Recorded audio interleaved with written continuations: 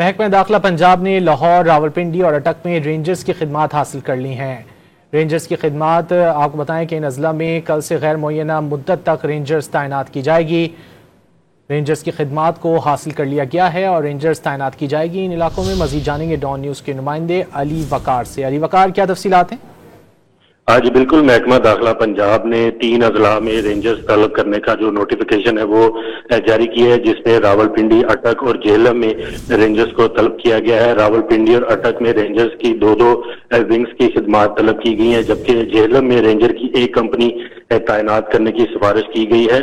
راولپنڈی اور اٹک میں رینجر جو ہے وہ جمعہ 22 نومبر سے غیر معینہ مدت کے لیے تعینات ہوگی، جبکہ جہلم میں 22 سے 27 نومبر تک رینجر تعینات کرنے کی سفارش کی گئی ہے۔ اس حوالے سے جو ہے یہ ضلعی انتظامیہ کی جو کمیٹیز ہوتی ہیں ان کی جانب سے سفارش کی گئی تھی محکمہ داخلہ پنجاب کو کہ امن و امان کی صورتحال کو برقرار رکھنے کے لیے یہ تعینات کیے جائیں، جس پر وفاقی وزارت داخلہ کو یہ درخواست بھجوائی گئی تھی اور انہوں نے اس کی اب منظوری دے دی ہے، جس کے بعد محکمہ داخلہ پنجاب نے اس حوالے سے نوٹیفیکیشن جاری کر دیا ہے کہ پنجاب کے 3 اضلاع میں جو ہے وہ مدت تک رینجرز تعینات کی جائے گی۔ بہت شکریہ علی وقار، آپ نے اپڈیٹ کیا۔